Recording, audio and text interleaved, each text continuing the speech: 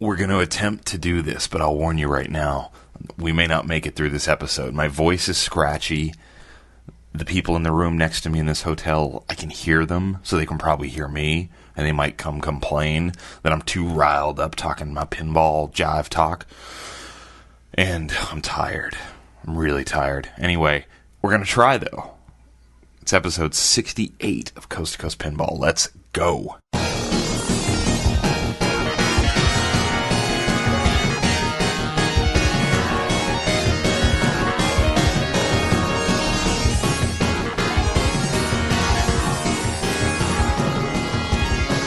Welcome to Coast to Coast Pinball. My name is Nate Shivers. This is a podcast of commentary. I'm a man out of quarters, coming to you not live from Long Island City, New York. And you may wonder to yourself, where's Long Island City? Well, it's in Long Island, right across the river from Manhattan, just north of Brooklyn, just south of Queens. And I only stay here because it's the most affordable property, hotel property in the chain that I choose to stay with available to me. And it's also very close to Brooklyn, and there's pinball in Brooklyn, so it kind of works out nicely. What's going on? We did episode 67 last night. I got a lot of great feedback. I appreciate that. Downloads of this show, of Coast to Coast Pinball, just to let you into my world a little bit, are getting bigger. I think there's people spreading the word, which I've asked for just here and there.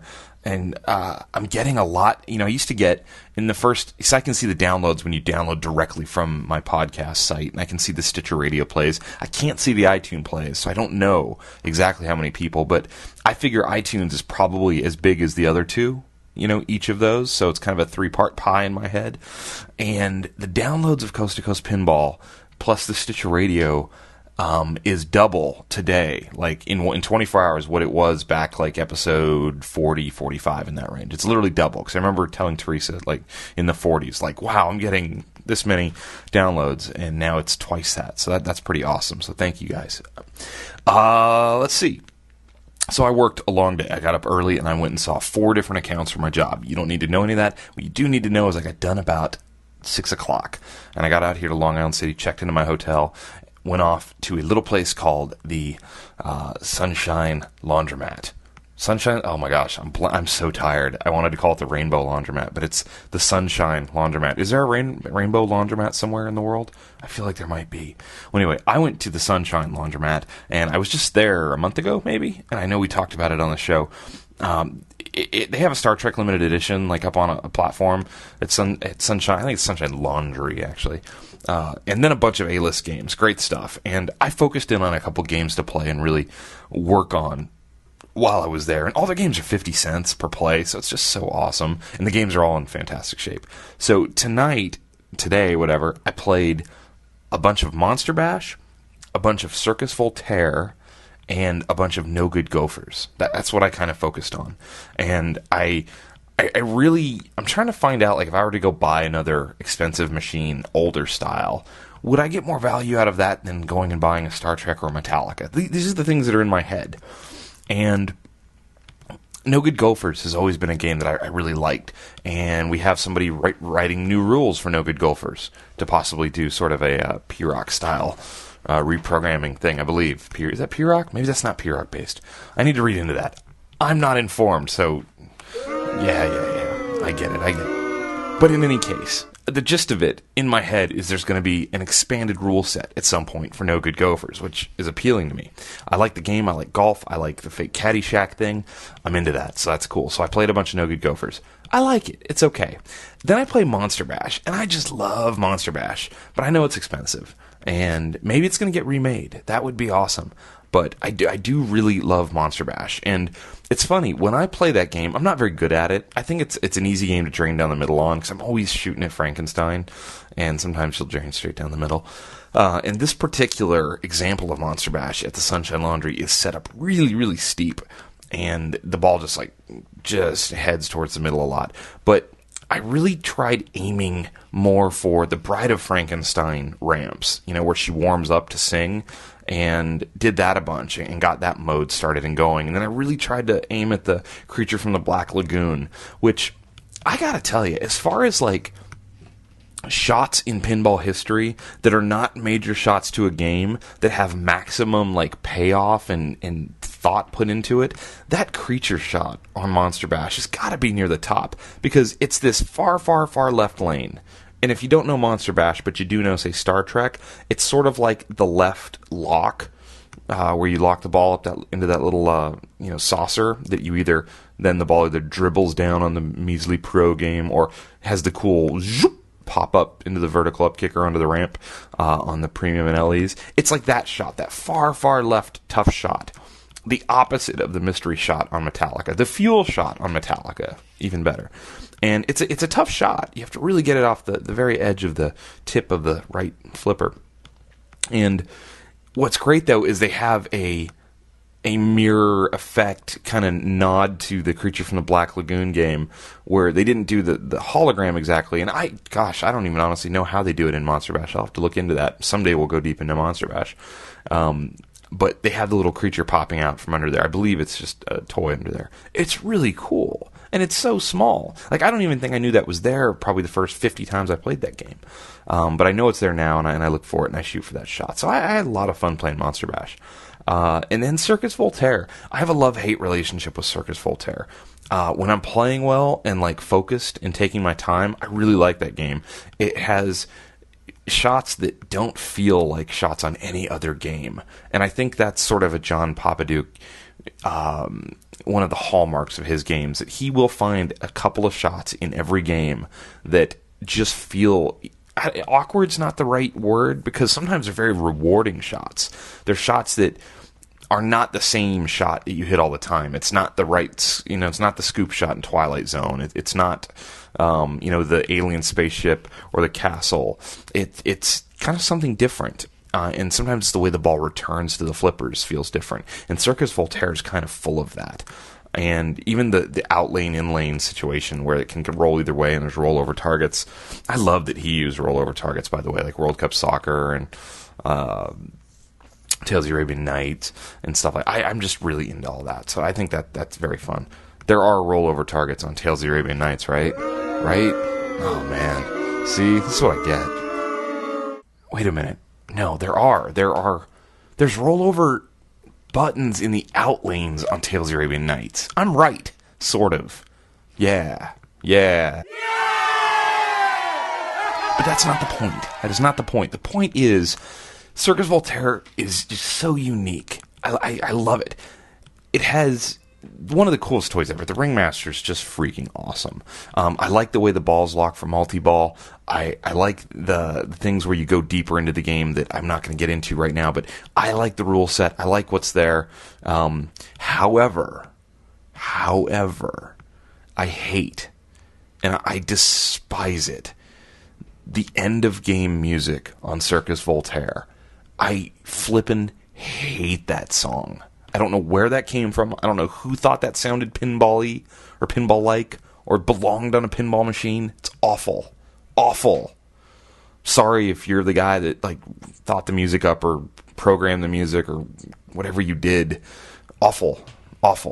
So anyway, that's what I did at Sunshine Laundry tonight. I played those games, and I had a lot of fun. I did jump on their Twilight Zone real quick and pop myself a free ball and think, I'm going to get my name on the board. I'm having a great game here. I own this game, and my 350 million wasn't anywhere near the top scores. So anyway, but I did make that machine shake and rock and make a bunch of noise, which is always fun. There's some good pinball players in New York. I saw a dude playing Star Trek, limited edition up there, just killing it. And he was, I think he probably only spent $1. He played for a long time, so pretty great. So Sunshine Laundry, I've talked about it before. I will keep talking about it. It's a great place to play A-list games for not a lot of money. After I left the Sunshine Laundry, I had seen a post on the Twitter last night when I was posting the episode. I'm bad. Twitter's the social network that I'm not good at. I don't keep up with it. I'm not very active on it, and I do throw up the shows on there and sometimes the little photo page for the show. And I was on there last night and just happened to notice a bar in Brooklyn called the DBA had posted a photo of their Metallica game with the updated code. And I was thinking to myself as I got in my rental fancy Nissan Altima, I wonder where that bar is, because I'd never heard of that bar before.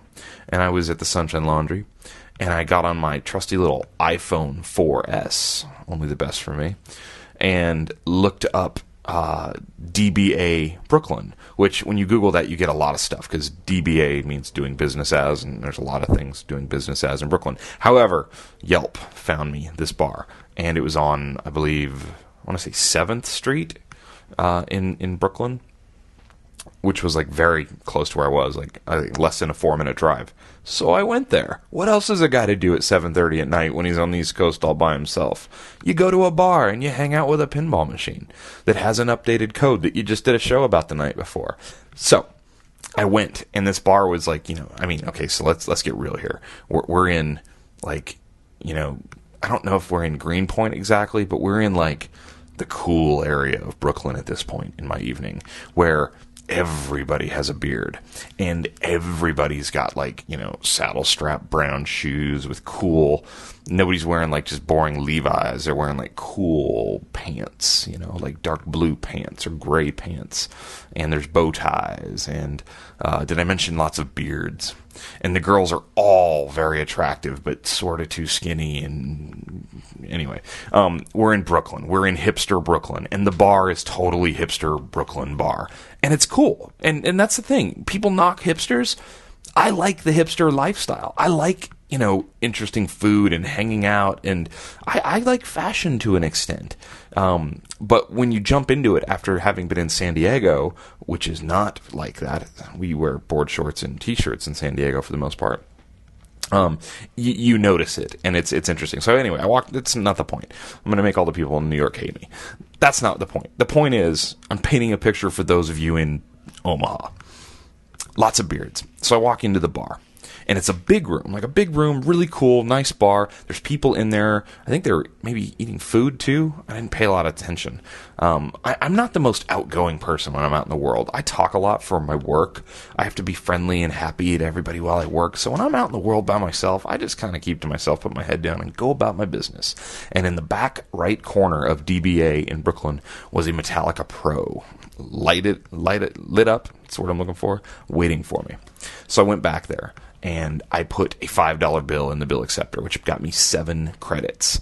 And as soon as I picked a song, and I picked Creeping Death, and hit the start, or plunged the ball. Actually, it was funny, because I've been playing so many games with auto plungers, I didn't know how to start the game for a second. True story. I was tired. So I plunged the ball, and it was not turned up very loud, but as soon as the flippers started making noise and the pop bumpers, whoever was manning the bar at that point turned up their cool hipster, jazz music that was going on. They're like vintage jazz music, got really loud as to drown out the stupid guy in the hoodie playing pinball in the bar. So I got your point. I felt what you're saying. So anyway, Metallica, it's updated right off the bat. Let me tell you, the first thing let me play to the lowest common denominator here. The magnet work around Sparky is so much better now on this update. Like, the ball gets up there, and instead of just like hitting Sparky and like rolling back down, oftentimes right through the middle, now you get sort of a, not quite to the extent of Magneto or the Power, or even maybe close to the Witch and the Wizard of Oz, somewhere in there. Sort of a gentle tossing of the pinball happens. The magnet will throw the ball randomly around the playfield. It's so much better. It's really cool. I like it. Great added feature. The scoop shot is no longer always 500,000. That's big. I hit it, and I think the first thing I got was light a letter in Metallica, or light a Metallica letter. So when you're trying to spell Metallica out by hitting the ramp combos, I had one lit. You can just tell right off the bat there's more going on. There's more stuff popping up on the back box. I wish somebody else had been with me so I could watch someone play and see all the other animations pop up. I don't fully understand all the rules. I started to actually pull my phone out and like look them up, and I thought, it's only pinball, just play the damn game. You're good enough, you'll get through it. Well, I'm not good enough, and I didn't get through it. I did not get to any of the really cool new modes or anything. I saw the way to get there, and I did do some right flipper holding and going through, see where I was to get certain shots. But I can tell you, there's a lot more going on.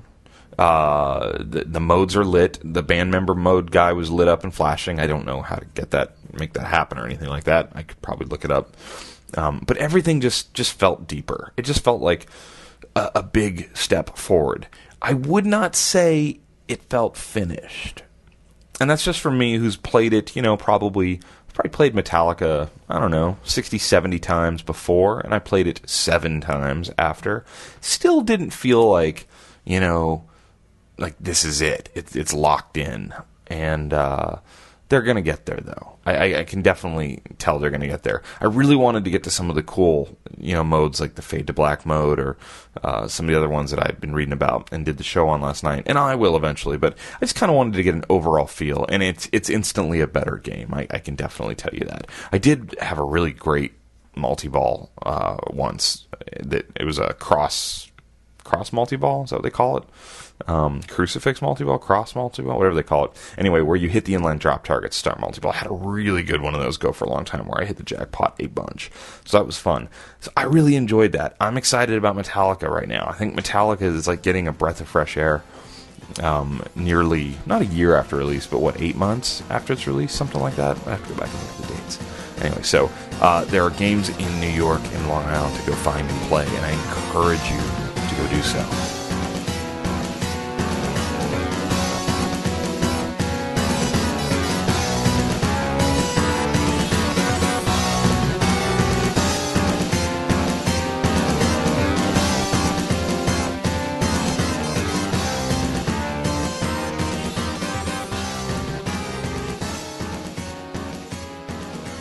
So I'm here to talk about a game that is currently ranked number 56 on the Pinside Top 100.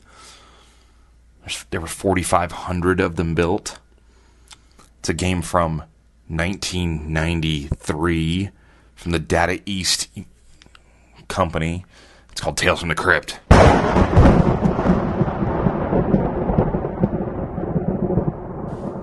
Ideally, there will be lightning effects at that point. We'll see how late I stay up.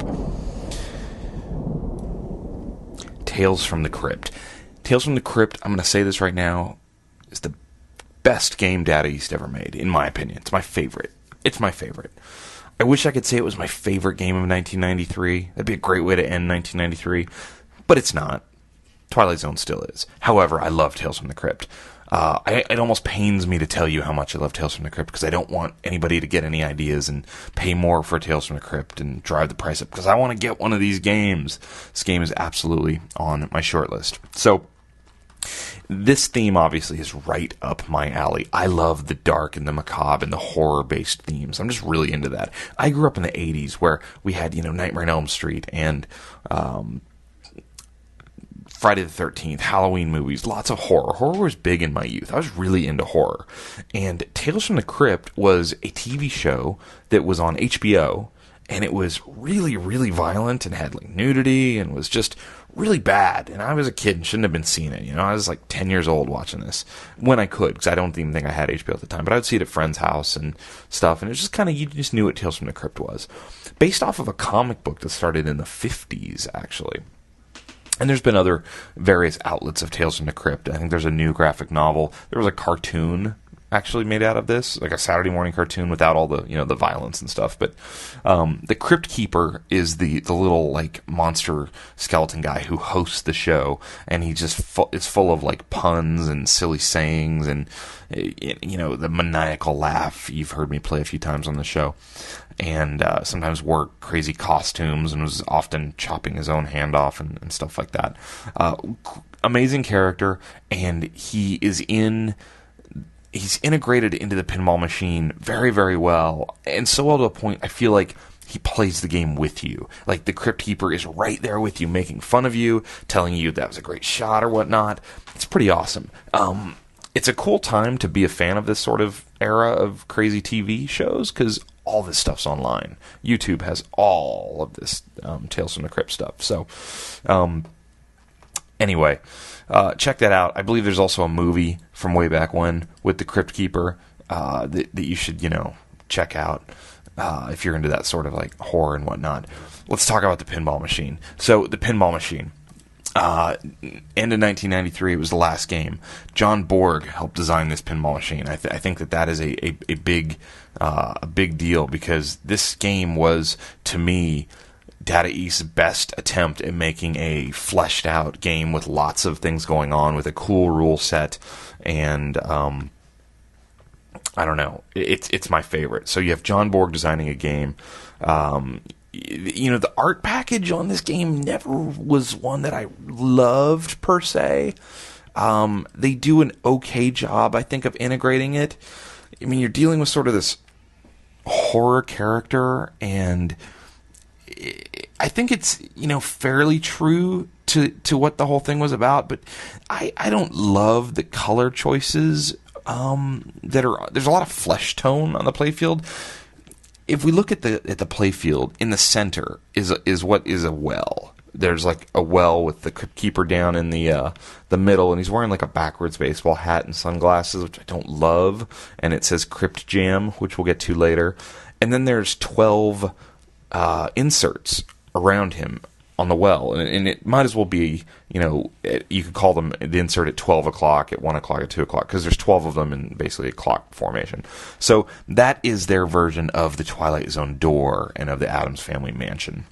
The game has 2 flippers, obviously, down at the bottom, and you have the Crypt Keeper's face, just big and scary eyes and mouth, and in his mouth is the shoot again light, and the plastics above the flippers are like his arms coming down to grab you or whatever, or flip the flippers. Then there's sort of all these horror characters strewn across what's mainly a blue playfield. And it's funny, for years I had seen this game on different locations, and I never saw it lit up very well. It was always really, really dark, and this game needs to have some light to show off what's going on. So if you look at the layout of the game, it's pretty cool. It's sort of simple. I think, to me, it's almost like a Pat Lawler-esque design on some levels. But if you think of this as John Borg and then look at Metallica, you can sort of see how it is. It kind of relates a little bit. I can kind of see it there.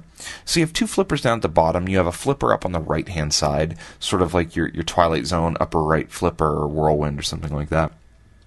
And that flipper is really important in this game, as we'll get to. It's actually one of the main ways to make one of the main shots of this game. The back glass art is... I've never liked the way the Crypt Keeper was drawn on the back glass art. He looks like an old man and not the Crypt Keeper to me. And then there's a really weirdly drawn woman in a bikini holding a chainsaw with the Tales from the Crypt logo.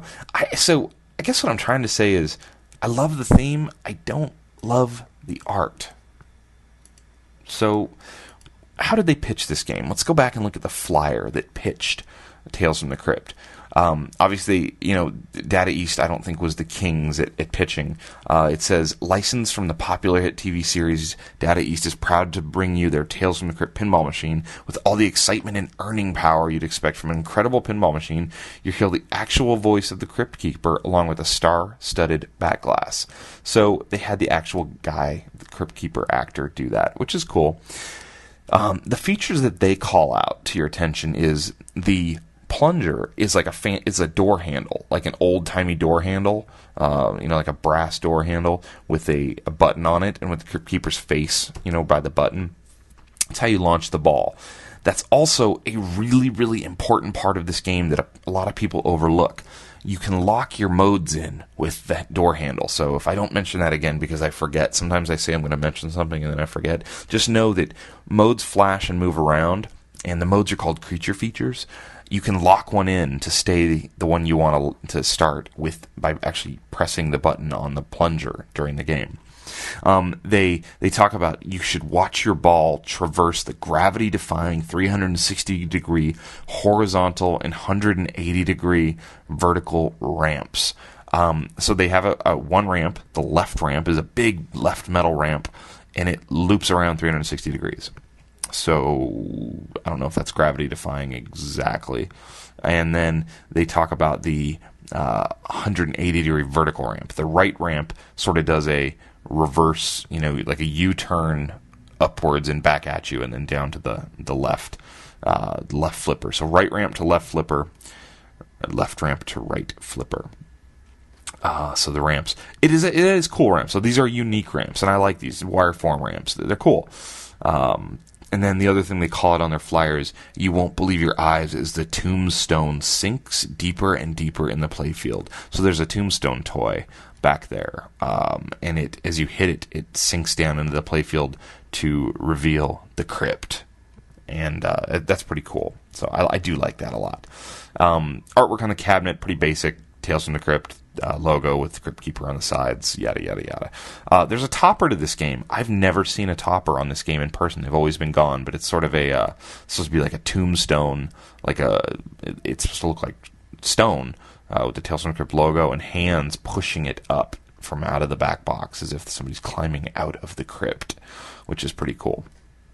So I want to kind of tell you about the gameplay of Tales from the Crypt. One thing you'll notice if you played this game for any length of time is the song that plays throughout this game is sort of this kind of subtle rock sort of moving sound, and I've always liked it. There's a shaker motor in this game. They integrate really well. It was the first game I ever remember playing when I was younger that had a shaker motor. So I just always, when I think of shaker motors, I relate them to Tales from the Crypt. I just had this horrible dropping in my chest that I thought maybe I wasn't recording all this, but we're recording. That's good. So basically, you have some great toys. You have your two ramps that I told you about. You have a captive ball that is used fairly well in the game. You know, you hit the captive ball to...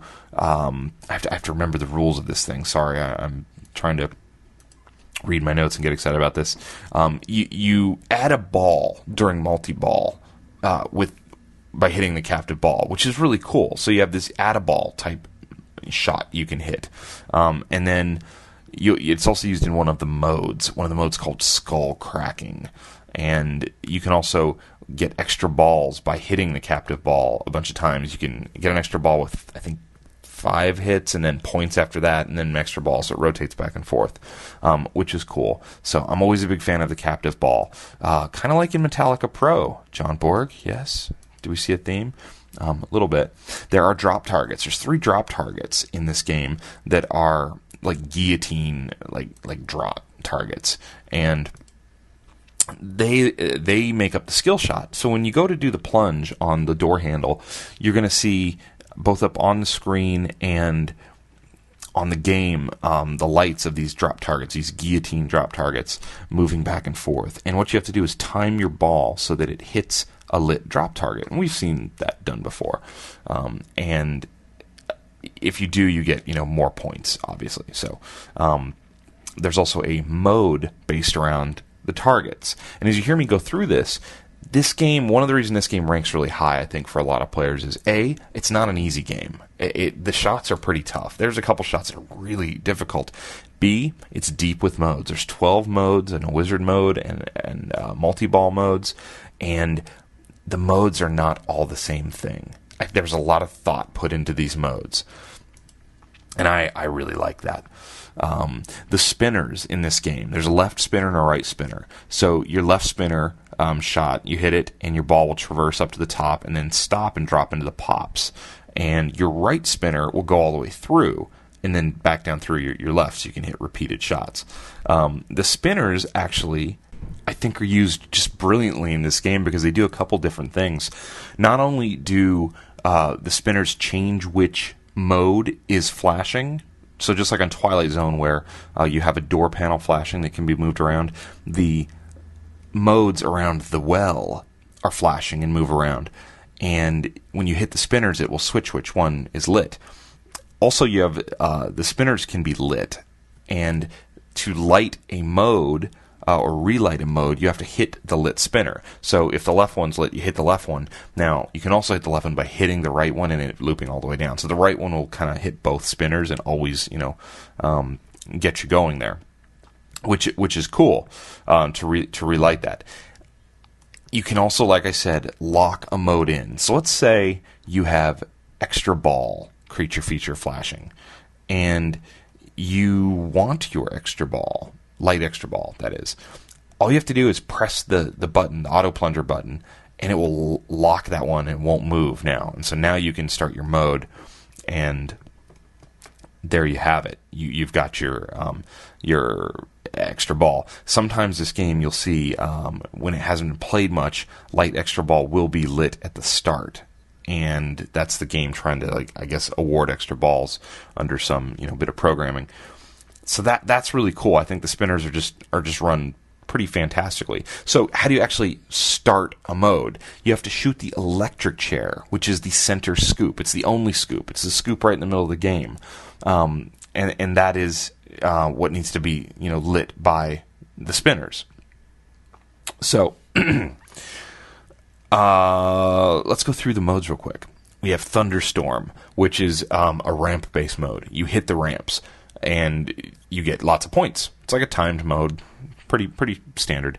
You have the light skull cracking. So when you hit light skull cracking, you have 20 seconds to hit that captive ball I was telling you about, and you add a ball every time you hit it. You can add up to 5 balls into the playfield, so you can have 6 balls going by hitting that at a ball. It's a really cool mode. I think that's really awesome, and you get points each time you do it too. It's probably one of my favorite modes in the game. So it really makes you use that captive ball in a real, in a way that pays off and feels good. There's a video mode. It's called Door Prize Select Mode, and it's the only video mode. And basically, it's just sort of a choose one of 3 video modes. They give you 3, I believe, are door panels or maybe graves. They're doors, because when you choose one of them with the flippers, you're either going to get points or a person hanging behind the door. And if the person is hanging behind the door, you get kicked out of the video mode. So it's just by chance. I believe it's all random. Then there's a Fright Mirror mode, which is a spinner-based mode. So now you got to use the spinners, and you have to get 25 spinners in the time allotted, and it's 20 or 25 or 30 seconds to get the 25 spinners to get 25 million. And that's not 25 times through the spinners, but it's like, you hit a spinner and it spins around 5, 6, 7, 8, 9, 10, 11, 12 times. You get that many. So it may only take, 3 or 4 spinner shots to finish off that mode. And the next one is the Psycho Pops, which is same basic idea, but using the pop bumpers. So you got to get up into the pop bumpers and hit that 25 times in that time allotted. And Robbing the Crypt falls after that. So when you're robbing the crypt, the tombstone goes down, and then you just shoot the crypt. And I will tell you that the crypt shot in this game is very tricky. It is almost exclusively hit by the upper right flipper. It's a very hard shot to hit from a lower flipper. I've tried many, many times, and it's usually an accident when I get it to happen. I usually get it to ricochet off something else and go in there. Light extra ball, told you about that. You light the extra ball with that mode, and you collect it by shooting the center spinner. And next, we have the super guillotine targets, those 3 drop targets I was telling you about. Now you have to hit those a bunch in a timed timed mode, and again, that's a point-based thing that you're getting there. The Light Werewolf Countdown. It's a hurry up for the left spinner only, so that one's not that cool. Light Super Crypt Kicker. Kickback on this machine. One of my favorite features in all of pinball is a kickback to save my ball. So if you light the Super Crypt Kicker, not keeper, kicker, if you light that and activate that mode, that now stays lit for the entire ball until you lose your ball. So if you light that and then start multi-ball after that, you're golden, because now one of your 3 ways to drain is going to save every time, which is great. Electric chair. So this is a multi-ball mode, 6-ball multi-ball mode, and you're aiming for that scoop shot, which they call the electric chair shot. And this is one where you can really, really rack up a lot of points if you can hit that center scoop. That's the hard part, is I'm always missing with the lower flippers, so there's a lot of the shots going on accident. And the last mode in here is the Super Keeper Targets, and this is where you're using, there's 6 targets, 3 on each side of the playfield. 3 of them say K-E-E, and then the other 3 say P-E-R, spelling keeper. So, and that's points based for hitting those. So those are kind of the main modes, and once you light all those, yes, there's a wizard mode, and it's called the Crypt Jam, and that's why you have the Crypt Keeper with the silly backwards hat and sunglasses in the middle of the well there.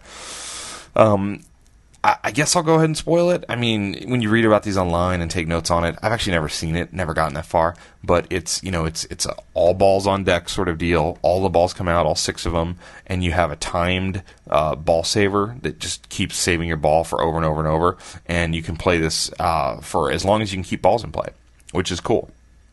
And you can really rack up an amazing amount of points in that. So there's also the crypt multi-ball, which you start by shooting the crypt, which you have to get the tombstone lowered, and to get that lowered, you have to hit the targets spelling out the word crypt, which is sort of vertically in front of the tombstone there. You hit the tombstone and it lights a letter in crypt, and then you can, after that, actually hit the crypt. So that's how once you do that, you can start the crypt multi-ball, which is kind of the main multi-ball in the game. So fantastic game. There's jackpots and double jackpots, and I believe you can even restart your multi-ball in this, sort of like Twilight Zone. You got the feeling that Data East was looking at the success of Addams Family and Twilight Zone and thinking, all right, we need to do kind of a dark, creepy thing, and we need to have cool rule sets and lots of modes, and they did that, and it's really cool.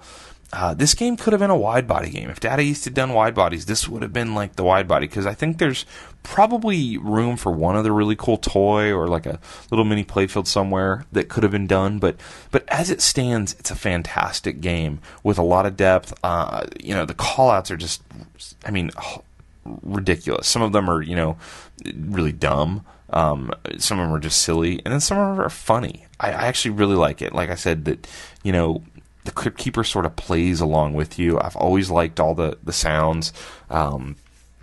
There's certain things that are sort of weird. The match sequence at the end of the game. The Crypt Keeper is trying to swat a fly, and he eventually, sprays like a bug spray at him, and finally ends up swatting him, and that's where you get the match number from. It's just kind of silly. There's enough camp in this that it's not, total horror. Like Nightmare on Elm Street. Like, I was a fan of that movies when I was a kid, but the Pinball Machine is just, it's pretty dark, and I don't know if it translates as well. You need that little bit of humor, and this one seems to do it really well. This game, I for whatever reason, I've seen a lot of examples of Tales from the Crypt that unfortunately are really worn out, and the playfield art tends to not wear well. It's not one where it hides playfield wear at all. And that's unfortunate. I think a couple years ago, you could find these games for, under $2,000. You would see them, I think well under $2,000. I don't think there's one for sale that I've seen lately for less than, $2,700 maybe. I know the ones on eBay are all like $3,000 and more. Yeah, I just pulled up eBay. Looks like there's one for $2,725 that's like fully LED'd out and all set. We'll look in completed auctions for you here and see if what actually might have been sold auctions on eBay. It's a game that I'm always kind of keeping my eye out for. I don't see pop up in California very often. Yeah, there aren't any sold listings showing on eBay. So going and checking out the Boston pinball.biz website where they track all the eBay sales, I can see that the average price of this game over the past, like forever or whatever it is, 60 months, is around $1,600. But the average price of this game in the last year is $2,500. With 11 of them sold, so they're out there, but they have definitely jumped up in price. When we go to the ratings on Pinside, another angle to kind of dissect and look at Tales from the Crypt, if we look at the long-term ranking history, this game was in the top 30. In the mid-2000s, like 06, it ranked as high as 25th. And then even back in February, March of 09, it was number 30. So it's had some higher moments than it is right now. 2010, it was in the mid-30s. And then we saw it at number 42 in February of 2012. Kind of fell off the map a little bit, and now we're sitting at number 56. But its rating history from that like late 2007, 2008 era, it pretty much is a steady line up. It leveled out a little bit late 2011, and it's kind of held steady at, around a 7.8 is where it sits on the rating average on Pinside. That's really solid. So Tales from the Crypt on just so many different levels is a game I love. I hope to own one of these games one day. Teresa's always kind of said she didn't want it. She didn't really want this creepy horror thing out there. I know I looked at one on Pinside that was for sale not too long ago. That was in an area where I have a good friend, and I think that his game was in like the $2,200 range. It may still be there. And it looked pretty good. It looked pretty good, and that gave me some hope that I can find a game in good condition for, not $3,000. I'd love to get into a Tales from the Crypt for, $2,100. Like, that would make me happy, or less even. It's a fun one, and I think Teresa would actually even dig it if she got to play it a little bit, because I don't know that she's ever played it. So, anyway, that is Tales from the Crypt. It is the end of 1993. I really enjoyed doing that year. It's a lot of work. Gotta make a lot of notes and kind of have some idea what you're talking about. But hope you guys enjoyed that.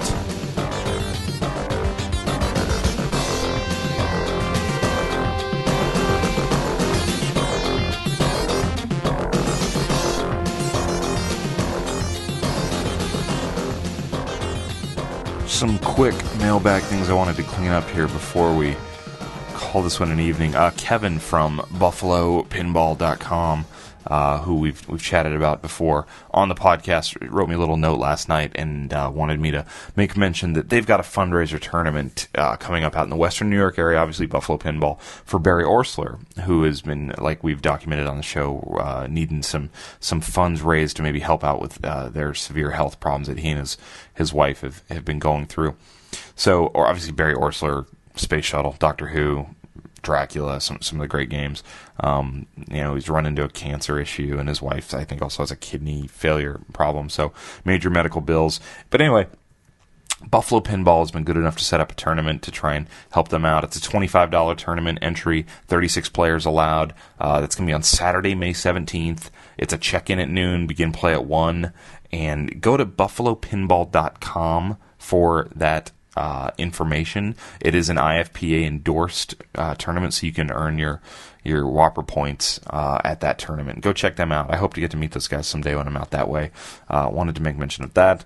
I had 3 separate people ask me, including a friend of the show, Shane, if I actually know what the Thunderbirds are, the game that the home pin folks down in Australia are going to be working on. And the Thunderbirds is obviously the theme. I know of it only because of I have a friend from Britain who had talked about it one time and told me about it, and I think he showed me some of it, maybe.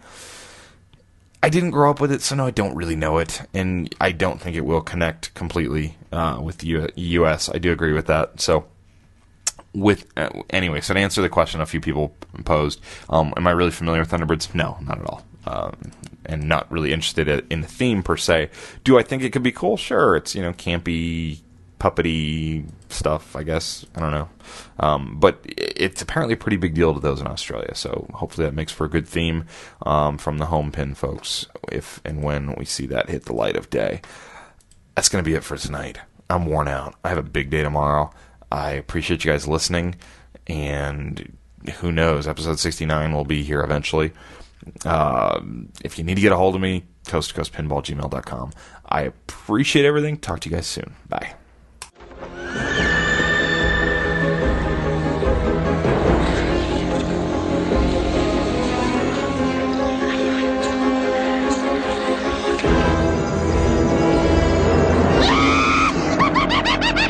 Tales from the Crypt.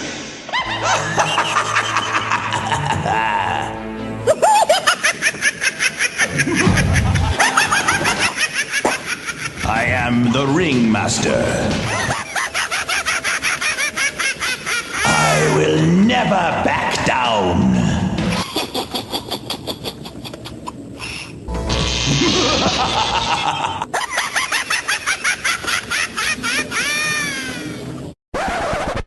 That is enough out of you two.